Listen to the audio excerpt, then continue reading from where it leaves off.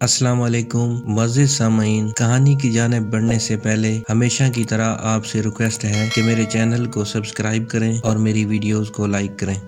نام تو اس کا آمنہ تھا، لیکن پنڈ میں وہ ایمو جولائی کے نام سے مشہور تھی۔ میں ایمو جولائی کو اس وقت سے جانتا ہوں جب وہ بھرپور جوان تھی اور میں 10 سال کا بچہ۔ سارا گاؤں اس کا عاشق تھا۔ وہ جہاں سے گزر جاتی مسافر رستہ بھول کر اس کے پیچھے چل پڑتے۔ کچھ عورتیں مرد مار قسم کی ہوتی ہیں، ایمو جولائی بھی ایسی ہی قسم کی عورت تھی۔ اس نے اپنی زندگی میں بے شمار عشق کیے۔ کسی زمانے میں اس کے عاشقوں میں سے ایک عاشق میرا باپ بھی تھا۔ تب ایمو جولائی کلی کی طرح چٹکتی تھی۔ میں نے کئی بار اسے اپنی بیٹھک میں آتے دیکھا۔ کالے رنگ کے کرتے پر ہاتھ سے کڑھائی کی ہوئی فیروزی رنگ کی بوٹیاں اس کی سفید چمڑی پر خوب کھلتی تھیں۔ یہ کالا رنگ اس کے گورے چٹے جسے پر بہت پھبتا تھا۔ وہ جب بھی ہماری بیٹھک میں داخل ہوتی تو ہانک لگاتی، "وے دین محمدہ، بختاں والیا کتھے ہیں؟" میرا باپ صحن سے تیز تیز قدم اٹھاتا بیٹھک کی جانب لپکتا اور دروازے پر رک کر اپنی دھوتی کی گرہیں کس کر باندھتا۔ وہ بھنیر سانپ کی طرح بن پھیلائے اس پر بھرپور نظر ڈالتا اور مونچھوں پر ہاتھ پھیرتے ہوئے کہتا، "حکم کر اتھریے گھوڑیے، خیر تا ہے نا؟" اتھری گھوڑی بڑے انداز سے چھاتی میں اڑسا ہوا کالا بٹوا نکالتے ہوئے کہتی، "ستے خیران ہے"، اور یوں ایمو میرے باپ کی بیٹھک اپنی خوشبو سے بھر کر چلی جاتی۔ میرے لیے بیٹھک کی کھڑکی کی درازیں جیل کی سلاخیں تھیں جن میں سے جھانکتے ہوئے آنکھوں کو زیادہ مودنا نہیں پڑتا تھا۔ ایمو کپاس کا پھول بن چکی تھی اور میرا جی چاہتا تھا کہ کپاس کے اس پھول کو اپنی انگلیوں میں رکھ کر روئی کے گالوں کی طرح ہوا میں اڑاتا پھروں۔ اس کی باتیں میرے کانوں میں باز گشت بن کر گونجتی تھیں۔ اکثر رات کے آخری پہر مجھے اس کی ہنسی کی یاد آتی تو اس کی آواز میرے کانوں میں سر سر کرتی جیسے پہاڑوں میں وہ گونج رہی ہو۔ پھر یہ ایمو میرے اندر شب دیگ کی طرح پکنے لگی اور میرا تن من اس میں ملیدہ ہوتا رہا۔ ایمو دیمک کی طرح جوان ہوئی تھی۔ وہ کھانگڑ گائے جیسی کسے ہوئے جسم کی مالک تھی جس کی کمر پر موٹی سی چوٹی پنڈولیم کی طرح ہلتی رہتی تھی۔ وہ بھی اس گائے جیسی ہی تھی جو بچڑا جوان کر کے بھی دودھ دینا بند نہیں کرتی۔ میں نے اسے اس کی درمیانی عمر میں دیکھا تھا، تب تک وہ بھٹیارنوں کی طرح چمکیلی دھوپ میں گہرا پکا رنگ اختیار کر چکی تھی۔ جب وہ 15 سال کی ہوئی تو گاؤں کا ویٹرنری ڈاکٹر محمد اکرام اس لاری کی لپیٹ میں آ گیا۔ ایمو کا یہ پہلا معاشقہ شہرت کی حدیں پھیلانگ گیا۔ ڈاکٹر اکرام ڈھور ڈنگر دیکھنے کے بہانے اس کے گھر آتا اور مفتے کا یہ سلسلہ 2 سال چلتا رہا۔ پھر یہ دیمک گاؤں کے دوسرے گھروں میں بھی لگنے لگی۔ فریاد حسین، نیتو کسائی، بلہ دھوبی اور نہ جانے کتنے عاشق اس کے مزید ہو گئے۔ ایمو جیسی بے باک عورت جانتی تھی کہ مرد اپنا ہو یا بیگانہ کسے خرچ کرنا ہے اور کسے جمع پونجی کی طرح رکھنا ہے۔ اس عادت نے اسے بہت سے فائدے دیے۔ ایمو کی جوانی بیری کی طرح بڑی تیزی سے پروان چڑھی۔ یہ جنگلی بوٹی بڑی زہریلی تھی۔ وہ کوئی دھان پان دوشیدہ نہیں تھی جو تیز ہوا کا سامنا نہ کر سکتی ہو۔ ایمو کا کسرتی وجود آم کے پیڑ کی طرح گھنی چھاؤں لیے ہوئے تھا۔ اس کی فربا ٹانگوں پر گوشت کی تہیں جمی ہوئی تھیں۔ گوری چٹی پنڈلیاں شلوار کے نیچے سے ایسے جھانکتی جیسے لہریں ساحل سے ٹکراتی ہیں۔ جانگلی قوم کی عورتیں بڑی کھلی طبیعت کی ہوتی ہیں۔ ہر گاؤں میں ایمو جیسی 2-4 ضرور پائی جاتی ہیں۔ ان عورتوں کے جسے برکت کی طرح ہوتے ہیں جن پر مکھیاں بنبناتی رہیں تو بھی انہیں فرق نہیں پڑتا۔ ان کے جسم گویا کسے ہوئے بان کی چارپائی ہوں اور ہاتھ پاؤں کچے پھل کی طرح سخت جن میں کانٹا بھی چبھ جائے تو ماس کے اندر چھلترن بن کر نظر آتا رہتا ہے۔ کہاں گاؤں کی یہ بھاری بھرکم عورتیں اور کہاں شہر کی نازک پھولیوں جیسی لڑکیاں جنہیں دیکھ کر چھیلنے کو دل کرتا ہے۔ میں جب بھی ایمو کے جسے کو سوچنے لگتا تو مجھے صوبیدار اشرف کے کامے کی بات یاد آ جاتی۔ اسے زندگی میں ایک بار صوبیدار اشرف کے ساتھ شہر جانے کا موقع ملا تھا جہاں وہ ماچس کی تیلیوں جیسی زنانیاں دیکھ کر دنگ رہ گیا۔ گرمیوں کی شاموں میں جب بھی لوگ کھلے میدان میں بیٹھتے تو وہ حقے کی نالی صوبیدار کی جانب موڑتے ہوئے بڑے جذباتی انداز میں کہتا، "جناب، زنانیاں تو شہر کی ہیں، بس ہم تو جی کھوتے ہی واتے رہتے ہیں"۔ مجمع کے منہ سے یوں سی سی کی آواز نکلتی جیسے دانت کترتے ہوئے ناخن تک ماس کاٹ لیا ہو۔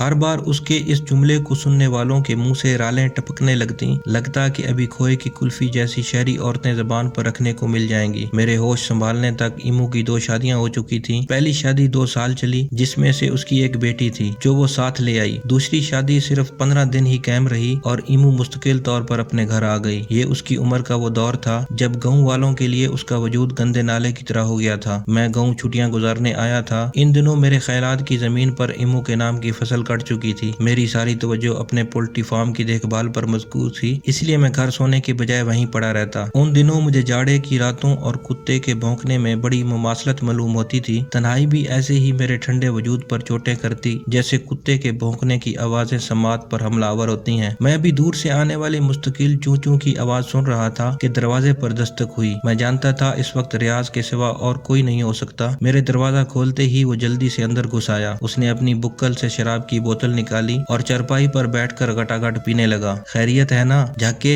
ये आज तेरे हाथ कहाँ से लग गई? बस लग ही गई हाथ, रियाज ने आंख मरते हुए जवाब दिया। मुझे डर था कि अगर उस वक्त घर से कोई आ गया और उसने रियाज को नशे की हालत में देख लिया तो मेरी खैर नहीं। मैं अभी इसी कश्मकश में था कि रियाज बोला, वीरा मैनू इश्क हो गया है। रियाज के इस बयान पर मेरी बेसाख्ता हंसी छूट गई और मैं चरपाई की पांति पर बैठ गया। रियाज जब भी नशे में होता तो बहकी बहकी बातें करता था, इसलिए मैंने उसकी बात को ज्यादा अहमियत नहीं दी और चुप रहा। इतने में वो बोला, इमो जुलाही। मुझे लगा जैसे उसने मेरे किसी पुराने जख्म को नाखूनों से छील दिया हो। मुझे हलक तक तेजाबी खटास चढ़ती हुई महसूस हुई और यकदम लगा कि जिस्म में गैस भर गई है। मैंने उस लम्हे खुद पर काबू पाते हुए कहा, लेकिन वो तो तुझसे उम्र में काफी बड़ी है। न जाने क्यों मैं रियाज का मुकाबला खुद से करने बैठ गया था। बस यार, इश्क न पूछे जाता, इश्क न पूछे ना, ओ पीरा हो। रियाज चरपाई से उठकर मस्ती के आलम में घूमने लगा। वो किसी जोगी की तरह इश्क की धुनी रमाए महबूब के रस्ते में बैठा था। महबूब भी वो जो उसकी बेबे की उम्र का था। रियाज सारी रात मेरे पास रहा और पूप फूटने तक ईमो की ही बातें होती रहीं। ईमो उन दिनों उस उम्र में थी जब जमाना साजी सारे दाव पेच सिखा देती है। गाँव में उसके हम उम्र लोग अब उसके साय से भी भागते थे। इन हालात में उसे किसी मुस्तकिल सहारे की जरूरत थी। वो जहाँ दीदा औरत थी, इसीलिए अब वो अपनी उम्र से कम अज कम 20 साल छोटे लड़कों से दोस्ती काटने लगी। ये दोस्ती यारी उसके मफादात का पुल थी। ईमो अपना शिकार को हद से आगे निकलने नहीं देती। ये ताजा दम शिकार उसकी जरूरतें पूरी करते रहते। तारा मसीह भी ऐसा ही एक शिकार था। एक दिन ईमो मेरे पोल्ट्री फार्म में घुसकर मुर्गियां मांगने लगी। इससे पहले कि मैं पैसों का तकाजा करता, तारा मसीह ने उसे घर भेजा और पैसे देकर मुझसे मुर्गी ले गया। वो भी तो एक मुर्गा ही था जो ईमो के सहन में रोज दाना चुगने जाता था। कब उसकी गर्दन पर छुरी फिरी और कब वो उसकी प्लेट में रोस्ट होकर आ गया, मुझे कुछ पता नहीं। बस मैं तो अंदाजे लगाता था कि ईमो के गाल उस मुर्गे के रोस्ट टांग खा कर कितने फूल गए होंगे। रियाज ने गाँव में आटा पीसने वाली चक्की लगाई तो ये जादूगरनी उसके ठिकाने के गिर्द मंडराने लगी। उसके लिए 2 वक्त की रोटी पूरी करने के लिए रियाज से बेहतर शिकार और कोई नहीं था। रियाज बैल की तरह घरास के दोनों पट्टों में घूमता रहता। कनक के दाने तसले में घूमते और आटे की पोनी सर करती इकट्ठी होती रहती। मुझे इस बैल के गले में पड़ी घंटी की आवाज सुनाई देने लगती तो मेरा दिल हमकने लगता। जी में आता कि अभी छुरी लेकर रियाज की चक्की में घुस जाऊं और उसे काट कर इसी के बैलों की खली में डाल दूं। जिन दिनों वो मेरे बाप की मशूक थी, बड़ी बेकायदगी से हमारे घर दूध लेने आती थी। उसके दूध का कटोरा मैं खुद भरता था और वो बदले में हमारी बैठक को खुशबूदार बना देती थी। वो मेरे लिए भी माशूका थी और अब मेरा दोस्त रियाज उससे शादी करना चाहता था। उसके मुंह से शादी का सुनकर लगा कि ख्वाब में किसी चुड़ैल ने मुझे दबोच लिया हो। मेरा जिस्म सुन हो चुका था। मैं समझता था कि शायद ये रियाज का वक्ती लगाव और जज्बातीपन है, वक्त के साथ साथ सब कुछ ठीक हो जाएगा, लेकिन ऐसा कुछ नहीं हुआ। रियाज और ईमो के इश्क के किस्से गली गली मशहूर होने लगे। मेरी छुट्टियां खत्म होते ही मैं शहर चला गया। कांधों पर कमाई का बोझ ढोते ढोते मैं ईमो को बुला चुका था। फिर एक दिन रियाज का फोन आया कि वो मुझसे जरूरी मिलना चाहता है। मैंने लाख बहाने बनाए, न जाने क्यों अब मुझे उससे वहशत सी महसूस होती थी। फिर एक दिन रियाज ने मेरे मंसूबों पर पानी फेर दिया और लाहौर मुझसे मिलने चला आया। उसे अपने सामने देखते ही मैं फीके शलजम की तरह हो गया। वो ईमो से शादी करने पर मजबूर था, क्योंकि जब पेड़ पर फल लगने वाला हो तो देखने वालों के पेट ही नहीं, नजरें भी भूखी नंगी हो जाती हैं। रियाज को इस मुश्किल में फंसा देखकर मेरी खबासत ने सुकून का सांस लिया। वो मेरी बेजारी को भांप कर शाम होते ही चुपचाप गाँव लौट गया। जब मैं ईद की छुट्टियों पर गाँव आया तो पता चला कि रियाज ईमो से शादी करके शेखुपुरा चला गया है। मुझे लगा जैसे मैं ही वो हिरन हूँ जो ऐन आलम बहार में मस्ती पर आया था। अभी चांदनी रात के तिलस्म में हरनियों की झुरमुट में खड़ा ही हुआ था कि शिकारी ने मुझ पर तीर सीधा किया और इससे पहले कि मुझकी बू मेरे नाफे से फूटती, कहीं से एक तीर मेरे सीने में आकर गड़ गया। मेरे मुंह से निकलने वाली दर्दनाक चीख अंदर ही कहीं गुम होकर रह गई थी।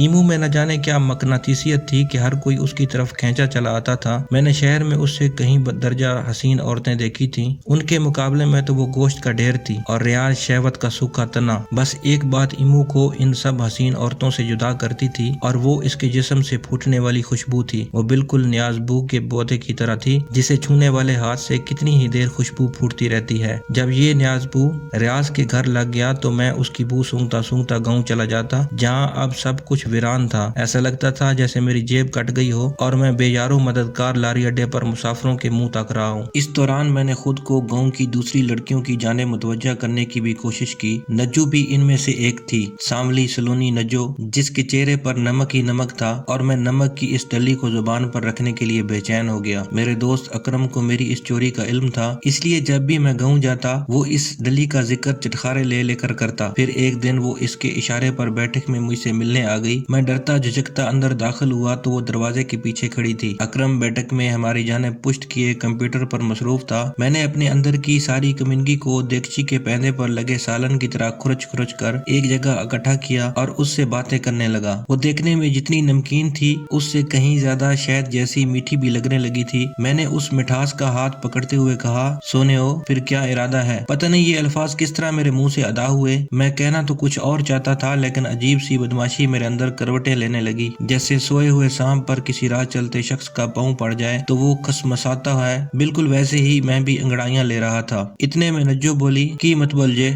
उसकी ये बात सुनकर अकरम की हंसी निकल गई और मेरी कमीनगी के गुब्बारे से हवा। दिल चाहा कि नज्जो के मुंह पर रख कर लगाऊं, लेकिन अगर उसके चेहरे का नमक मेरे हाथ को लग जाता तो सारी उम्र हाथ धोते ही गुजरती। और मैंने नज्जो को एक लंबी सी गाली देते हुए बैठक से निकाल दिया। अकरम मेरी बेबसी पर कहके लगा रहा था, लेकिन उस दिन मुझे उसके कहके बुरे नहीं लगे। मैं सोचता रहा कि अगर नज्जो की बजाय मैंने एमो से इस ख्वाहिश का इजहार किया होता तो क्या वो किसी अफल को मुझ पर फकीयत देती। इस जैसी बेबाक औरत जो शराब की रसिया थी और रियाज के लिए खुद पंजाबी थड़ा लेकर आती थी। नज्जो को करीब से देखने के बाद मुझे सूबेदार का वो गामा शिद्दत से याद आने लगा। कम वक्त औरत के जिस्म के ऐसे नक्शे खींचता था कि तबीयत खबती होने लगती। मेरे पास यादों की इस पटारी में अब कुछ नहीं बचा, इसलिए मैं मुस्तकिल तौर पर शहर चला गया। 10 साल बाद गाँव जाना हुआ तो सब कुछ बदल गया था। गाँव के कच्चे रास्ते पर एमू के घर की पक्की ईंटों वाली दीवार पर लगे आपलों में मुझे उसकी झलक दिखाई देने लगी। उसका घर मेरी पोल्ट्री फार्म के ऐन सामने था। जिस तरह लोग अपने प्यारों की कब्रों पर फाते पढ़ने आते हैं, उस दिन मैं भी उस शहर खामोशा के बाहर खड़ा था जहाँ कभी एमो रहती थी। जिस वक्त उसने रियाज से शादी की वो 45 के पेटे में थी और रियाज 30 साल का था। रियाज की इज्जत और चक्की दोनों बिक गईं। अब वो ट्रक चलाता है, लेकिन ईमू बिल्कुल उस औरत की तरह रही जिसकी बदचलनी से उसका शोहर नहायत आजिज हुआ। तो एक दिन उसने अपनी बीवी से ये काम छोड़ने की इल्तिजा की। बीवी ने एक शर्त के बदले खुद को बदलने का वादा कर लिया। शर्त के मुताबिक उसका शोहर रोज फकीरों वाला चोला पहने और हाथ में कटोरा पकड़े मांगने निकल जाता। 60 दिन तक उसका यही मामूल रहा, लेकिन अगले दिन जब वो कासा पकड़ने लगा तो बीवी ने उसे जाने से रोक दिया। शोहर ने एहतजाज करते हुए कहा कि तू बेशक अपनी मनमानी कर ले,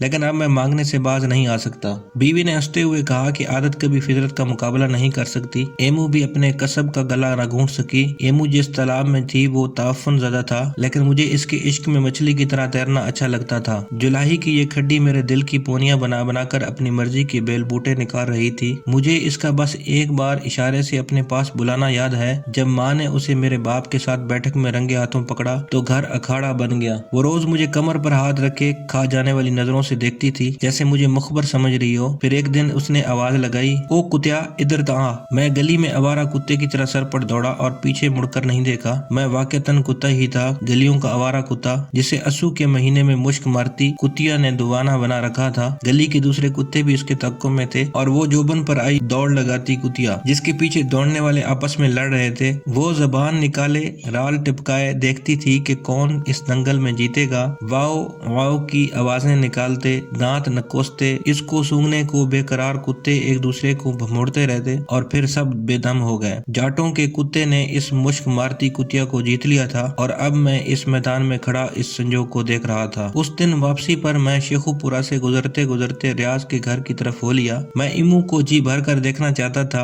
जैसे ही मैं सहन में दाखिल हुआ, सामने चारपाई पर लेटी हुई इमू उठकर बैठ गई। वो मुझे पहचानने की कोशिश करने लगी और फिर एकदम पहचान का लपका उसकी आंखों में बिजली की तरह गूंदा। अब उसका भरभरा जिस्म पहले की निस्बत कुछ कम हो गया था। उसके दंदासा किए हुए दांत आज भी चमचमा रहे थे। उसने मुझे आगे बढ़कर गले लगा लिया और दिलार से मेरे कालों को चूमा। वो मुझे पहले की तरह न्याज़बू जैसी खुशबूदार महसूस हुई। मेरे अंदर कहीं अजीब सी खुनकी दौड़ गई। इस लम्हे लगा जैसे चींटियां मेरे जिस्म में दाखिल हो गई हों। वो मुझे कुर्सी पर बिठाकर खुद चारपाई की पांति पर बैठ गई। वो मेरे इतने करीब थी जैसे किसी भी लम्हे उचक कर अपने मुंह में डाल लेगी। उस दिन मुझे उसके चेहरे पर ढूंढने से भी हवस के बादल नजर नहीं आए। मैं तो बड़ी उम्मीद लेकर आया था कि शायद आज मैं उसके जिस्म में लगी चक्की में दाने की तरह पिस जाऊंगा, लेकिन अब अस्सू का महीना गुजर चुका था। अचानक मेरा दिल घबराने लगा और पसीने छूटने लगे। इससे पहले कि मेरी नब्ज बंद होती मैंने उठ जाने में ही आफियत समझी। एमू मुझे दरवाजे तक چھوڑنے آئی، میرا دل چاہا کہ آخری بار اس سے لپٹ کر زاروں قطار روؤں، لیکن میری ڈرپوکی اس دن بھی اس خواہش کے آڑے آ گئی۔ ایمو واقعی اس جولائی کی طرح تھی جسے معلوم تھا کہ کس سوتر کی پتلی سی ڈوری بنے گی اور کس سوت کو چاندی کے تار کی طرح بٹ کر سوئی کے ناکے میں پرونا ہے۔